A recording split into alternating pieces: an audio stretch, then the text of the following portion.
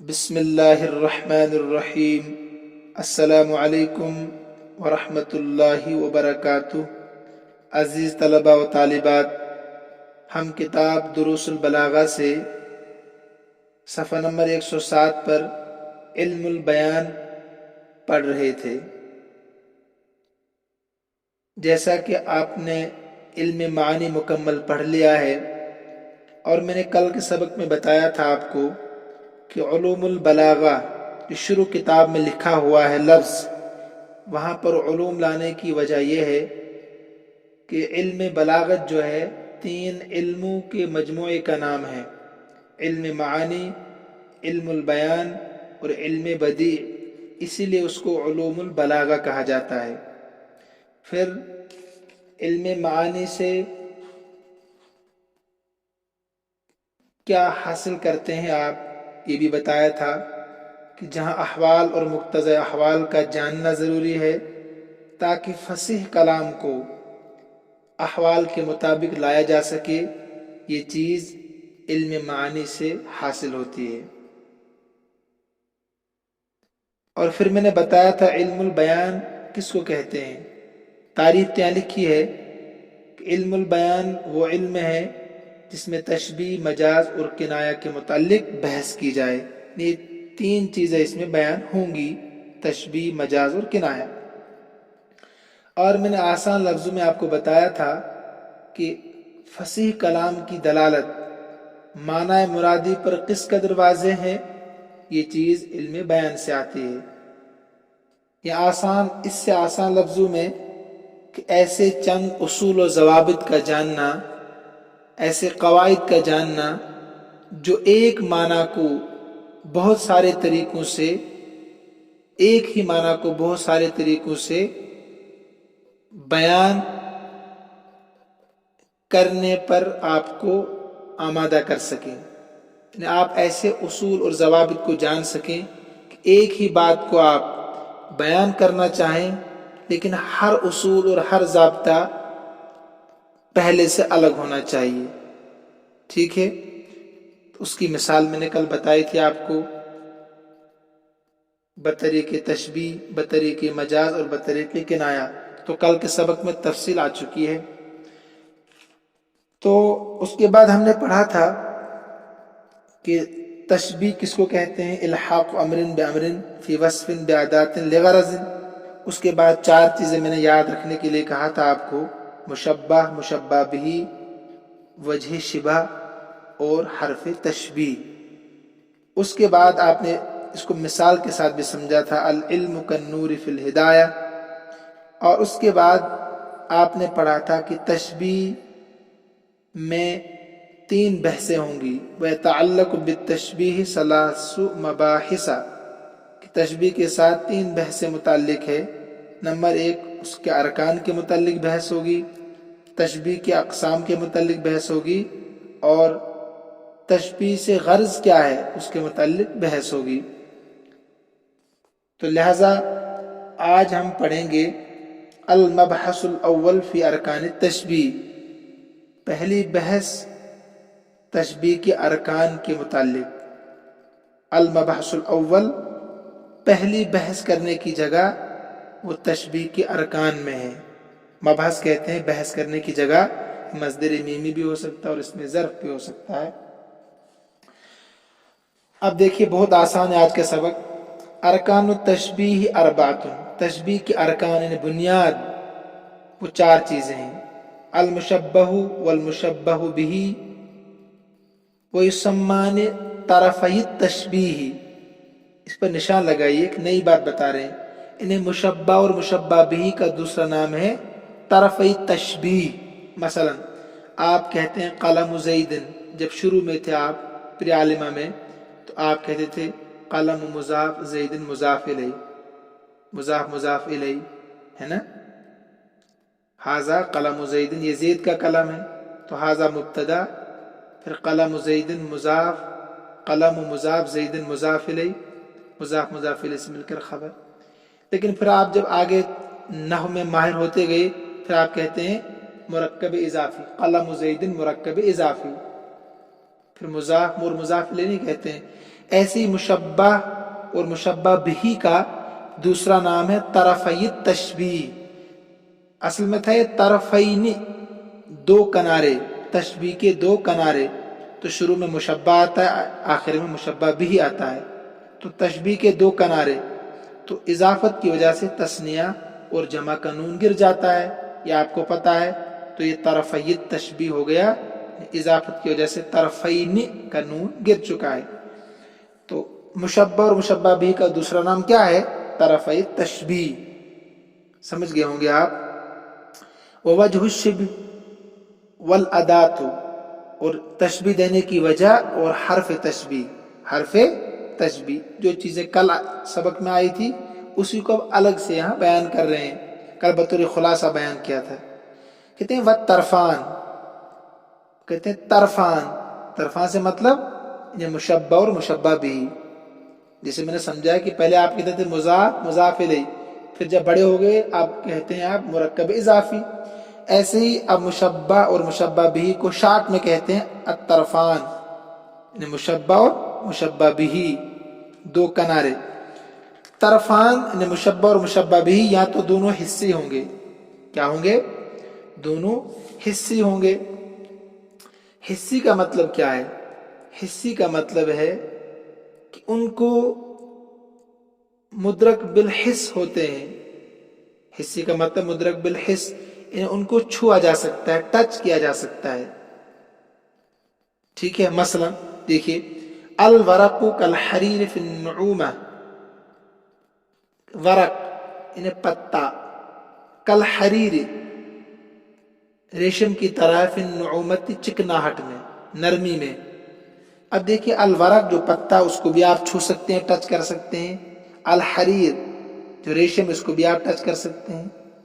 تو الورق جو مشبہ ہے یہ بھی کیا حصی ہے، ٹچ کیا جا سکتا ہے، اس کو چھوا جا سکتا ہے.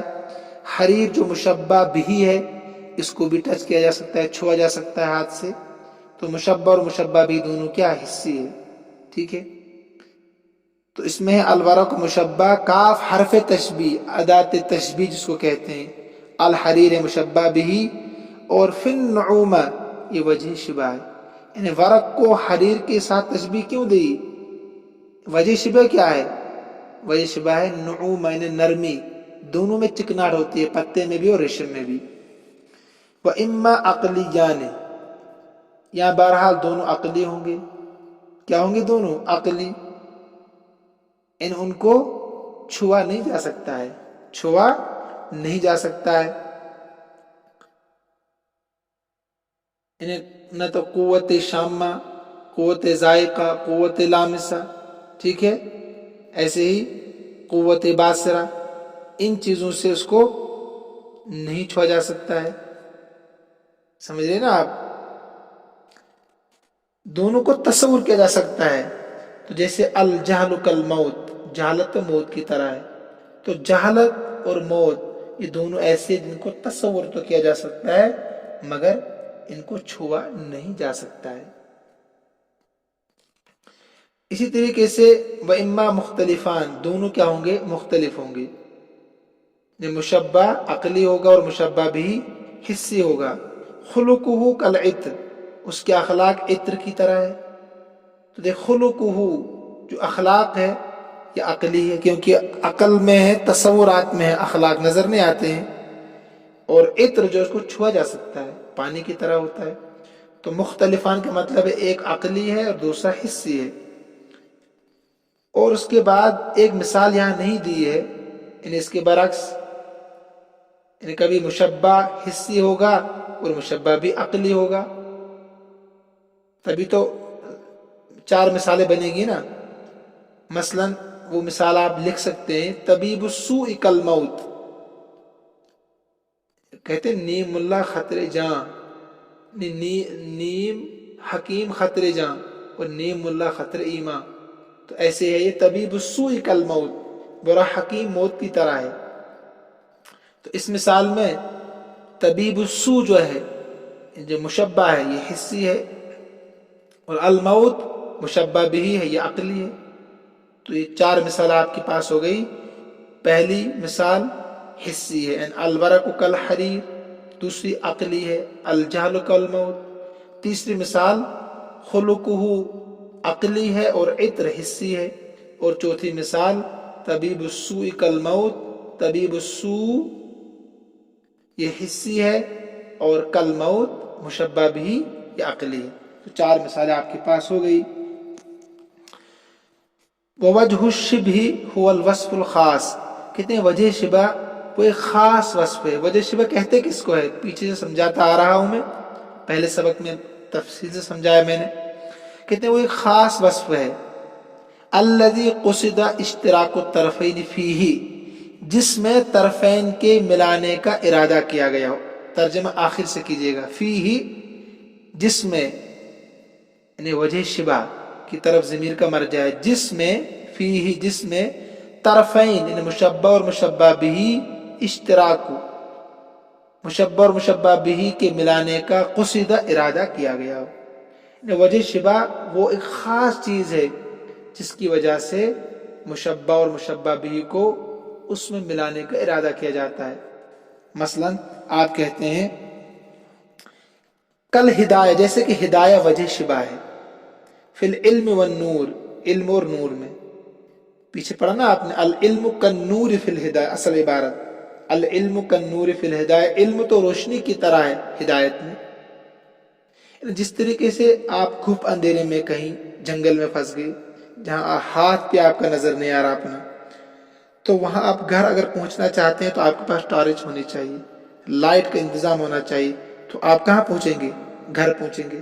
تو گویا کہ یہ روشنی آپ کے لیے گھر پہنچنے کا ہدایت ہے، ہدایت نے راستہ دکھا رہی ہے آپ کو گھر پہنچنے کی۔ اسی طریقے سے علم انسان کو منزل مقصود تک پہنچاتا ہے، اللہ کا تعارف کراتا ہے۔ علم کی منزل ہے اللہ کا تعارف ہو جائے، اللہ کی پہچان ہو جائے۔ کہتے ہیں نا، پگھلنا علم کی خاطر مثال شمع زیبا ہے، بغیر اس کے نہیں پہچان سکتے ہم خدا کیا ہے۔ تو اس میں جو ہے نا، علم کو جو نور کے ساتھ ملایا گیا ہے، وجہ شبہ کیا ہے؟ دونوں میں ہدایت ہے۔ ہدایت میں مطلب منزل ملتی ہے، روشنی کے ذریعے سے گھر کی منزل ملتی ہے، علم کے ذریعے سے اللہ تک انسان پہنچتا ہے۔ وعدات التشبیہ، حرف تشبیہ کیا ہے؟ کہتے ہیں یہ لفظ الذی، وہ لفظ ہے، یدل علی معنی المشابہت، جو دلالت کرتا ہے مشابہت کے معنی پر۔ یعنی حرف تشبیہ مشابہت کے معنی پر دلالت کرتا ہے۔ کا جیسا، مثل جیسا، کأن گویا کے، تو یہ تشبیہ کے معنی پر کیا کرتے ہیں؟ دلالت کرتے ہیں۔ شروع میں سمجھا دیا میں نے، کل کاف، جیسے کہ کاف یہ تشبیہ کے لیے آتا ہے، ایک چیز کو دوسری چیز کے ساتھ ملانے کے لیے آتا ہے کاف۔ وَكَأَنَّ، تو یہ بھی تشبیہ کے لیے آتا ہے۔ وَمَا فِي مَعْنَاهُمَا، اور جو لفظ ان دونوں کے معنی میں ہوں۔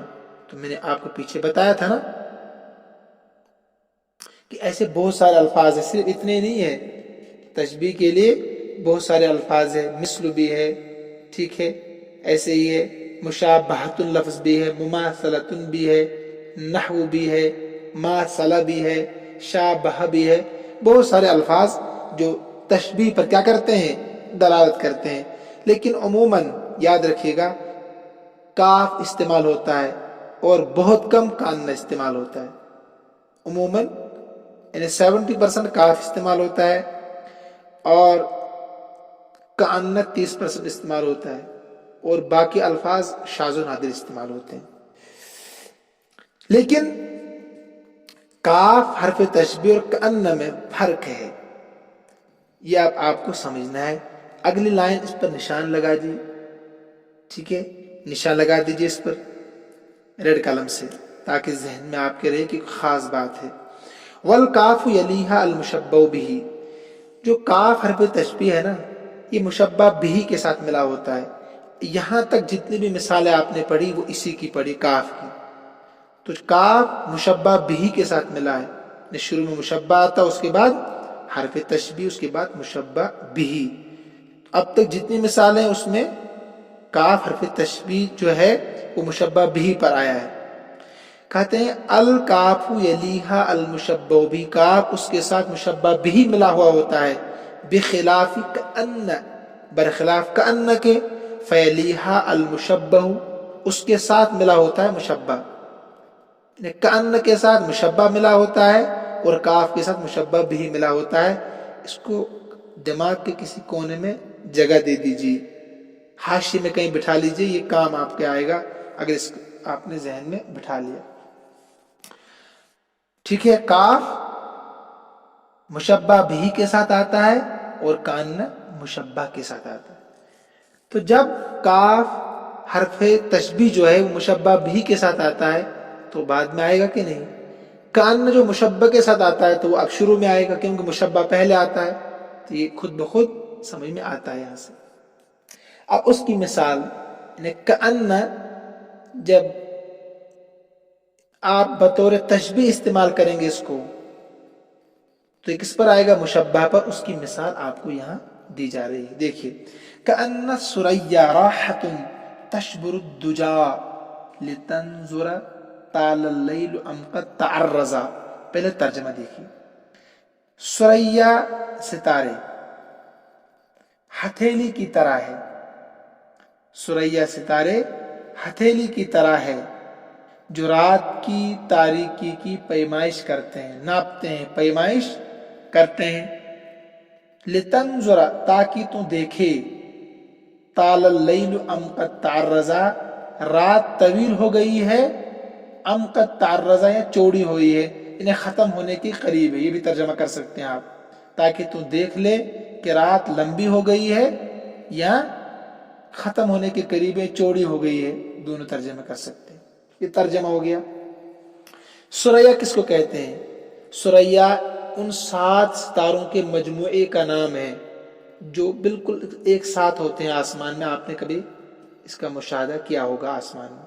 ان 7 ستاروں کو ثریا کہتے ہیں. ٹھیک ہے، شعر کا ترجمہ ہو گیا اور ثریا کی میں نے تشریح کر دی. مطلب شعر کا کیا ہے؟ مطلب یہ ہے کہ ایک محبوب جو رات بھر اپنی محبوبہ کے فراق میں پریشان رہتا ہے، اب وہ سوچتا ہے صبح کب ہو جائے تاکہ میں اس سے ملاقات کر سکوں. تو وہ آسمان کی طرف دیکھتا ہے کہ یہ جو ستارے ہیں نا، یہ بھی رات کی پیمائش کر رہے ہیں. کیا کر رہے ہیں؟ جو ثریا ستارے ہیں گویا کہ ہتھیلی ہے، یہ بھی رات کو ناپ رہے ہیں کہ رات لمبی ہو رہی ہے یا ختم ہونے کے قریب ہے. تو یہاں پر ثریا ہے، کأن کے بعد الثریا ہے. آنکھیں بند کرے کہیں گے آپ یہ مشبہ ہوگا کیونکہ کأن اس پر ہے. تو ثریا مشبہ ہے اور راحۃ مشبہ بھی ہے. گویا کہ ثریا ستارے راحۃ ہتھیلی کی طرح ہے، ہتھیلی کی طرح ہے. تو اس میں ثریا مشبہ ہے کیونکہ اس پر کأن داخل ہے اور راحۃ مشبہ بھی ہے. اتنا یہاں محل استشہاد ہے، اتنا سمجھنا اس میں آپ کو ہے.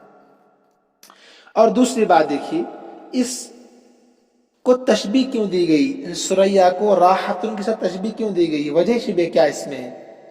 وجہ شبہ یہ ہے کہ پہلے زمانے میں ہاتھ کے ذریعے سے ہی لوگ پیمائش کرتے تھے. پہلے زمانے میں جو بالشت ہے نا،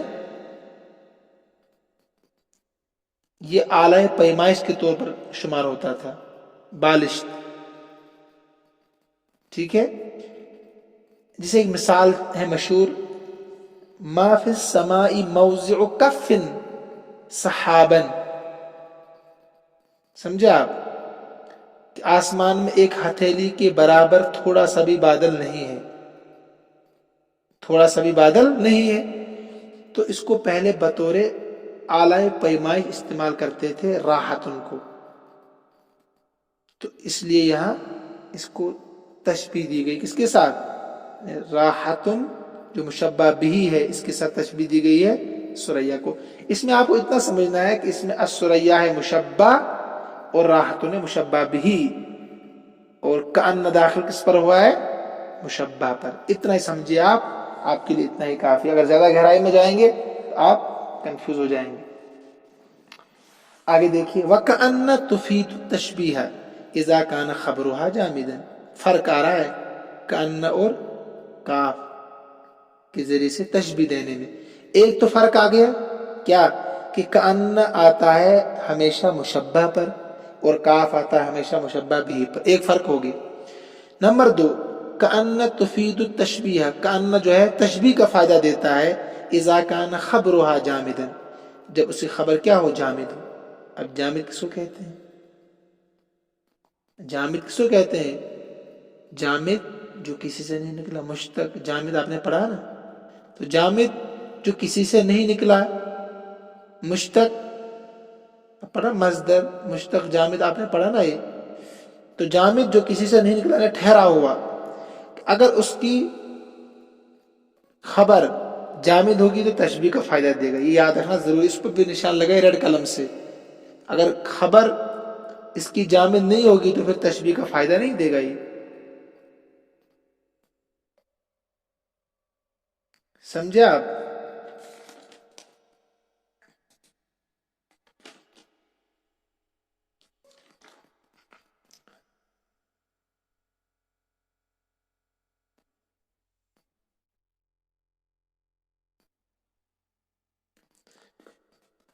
اب اس شک کا اذا کان خبرها مشتقن، تو یہاں جامد کی مثال تو یہی ہے، کان سریا راحت، اور راحت کیا ہے، یہ جامد ہے، یعنی ہتھیلی وہ کہتے ہیں، تو یہ ہتھیلی راحت کسی سے نکلا نہیں ہے، تو لہذا یہاں پر خبر جو اس کی ہے کأن کی، یہ ہے جامد، تو یہاں تشبیہ کا فائدہ دے رہا ہے۔ وَالشَّكَّ إِذَا كَانَ خَبْرُهَا مُشْتَقًّا، اور شک کا فائدہ دے گا، کأنت شک کا فائدہ دے گا، تشبیہ کا فائدہ نہیں دے گا جب اس کی خبر کیا ہوگی، مشتق ہوگی، یعنی مصدر سے نکلی ہوگی، جسے کأنک فاہم، گویا کہ تو سمجھدار ہے، گویا کہ تو کیا ہے، سمجھدار ہے، تو شک ہے کہ تو سمجھدار بھی ہو سکتا ہے اور اب نارمل بیوقوف بھی ہو سکتا ہے، تو یہ فاہم نکلا فہیم سے، فاہم اس میں فاعل ہے نا، تو یہ الفہم مصدر ہے، پھر بنا فہیم، اس سے بنا فاہم، تو یہ مشتق ہے جو مصدر سے نکلا ہے، تو راحت تو کسی سے نکلا نہیں، وہ جامد ہے، تو اب یہاں تشبیہ کا فائدہ نہیں دے گا یہ، بلکہ شک اور ظن کا فائدہ دے گا۔ تو یہ بہت اہم چیز ہے آپ کے سامنے، اس کو ذہن میں رکھیے گا۔ اب تک آپ نے پڑھا تھا کہ کأن اور کاف حرف، یہ دو حرف ہے جو تشبیہ کا فائدہ دیتے ہیں۔ یہاں سے آپ کو بتائیں گے کبھی حرف کو چھوڑ کر فعل بھی تشبیہ کا فائدہ دیتے ہیں، یہ بھی نئی بات آپ کے سامنے ہے، اس کو بھی ذہن میں رکھیے، اہم چیز ہے۔ یعنی آپ نے اب تک پڑھا کہ حرف تشبیہ کا فائدہ دیتے ہیں، عموماً کاف اور پھر کأن، اور میں نے بتایا آپ کو بہت ساری اور بھی چیز اس کے ساتھ، جیسے ماصلہ ہے، شابہ ہے، مماثلتن ہے، نحون ہے، شبیہن ہے، تو لیکن تمام کے تمام حروف ہے، یہ حروف تشبیہ کا فائدہ دیتے ہیں۔ لیکن یہاں سے آپ کو نئی بات بتا رہے ہیں کہ کبھی کبھی ایسا فعل ذکر کیا جاتا ہے جو تشبیہ کے بارے میں خبر دیتا ہے، وقد یذکر فعل، کبھی ذکر کیا جاتا ہے ایسا فعل ینبئ، جو خبر دیتا ہے تشبیہ کی۔ نئی بات ہے کہ نہیں؟ ان حرف تشبیہ ہوتا ہی نہیں، وہاں پر فعل ہوتا ہے، تشبیہ کام کرتا ہے حرف، یہاں فعل کام کر رہا ہے۔ قرآن کریم میں نحو قولہ تعالی اذا رأیتہم وَإِذَا رَأَيْتَهُمْ حَسِبْتَهُمْ لُؤْلُؤًا مَّنثُورًا، ترجمہ دیکھیں پہلے، اور جب آپ ان کو دیکھیں گے، کن کو دیکھیں گے؟ غلمان جنت کو، غلمان جنت کو آپ دیکھیں گے، حسبتہم، آپ ان کو گمان کریں گے، بکھرے ہوئے موتیوں کی طرح، بکھرے ہوئے موتیوں کی طرح۔ تو یہاں پر اب دیکھیے، جو یہاں ادات تشبیہ ہے نا، وہ کوئی حرف نہیں ہے بلکہ ایک فعل ہے، کیا ہے وہ؟ رأیت، ہم، آپ ان کو دیکھیں گے، حسبتہم، آپ ان کو گمان کریں گے، ہم، یہ مشبہ ہے نا، لؤلؤا، گویا کہ وہ موتی ہے، منصورہ، جو بکھرے ہوئے ہیں، یعنی یہاں پر فعل جو ہے حسبت ہے نا، حسبت فعل، تو یہ حسبت ایسا فعل ہے جو تشبیہ کا فائدہ دے رہا ہے۔ تو حسب نے ادات تشبیہ کے قائم مقام ہو کر تشبیہ کا فائدہ دیا ہے. تو یہ آپ کو سمجھنا ہے. حسبت اس میں یہ فعل ہے جس نے حرف تشبیہ کی جگہ پر آ کر تشبیہ کا کیا دیا ہے؟ فائدہ دیا ہے. ہم اس میں مشبہ ہے اور لؤلؤا منصورہ یہ مشبہ بھی ہے. حرف تشبیہ کہیں یہاں نظر آپ کو نہیں آ رہا ہے تو مشبہ اور مشبہ بھی ہے. صرف ہم ہے مشبہ اور لؤلؤا منصورہ ہے مشبہ بھی. اس کو بھی آپ نشان لگائیے اور ان پر غور کیجیے خوب اچھے سے کہ فعل بھی کبھی حرف تشبیہ کی جگہ پر کام آتا ہے.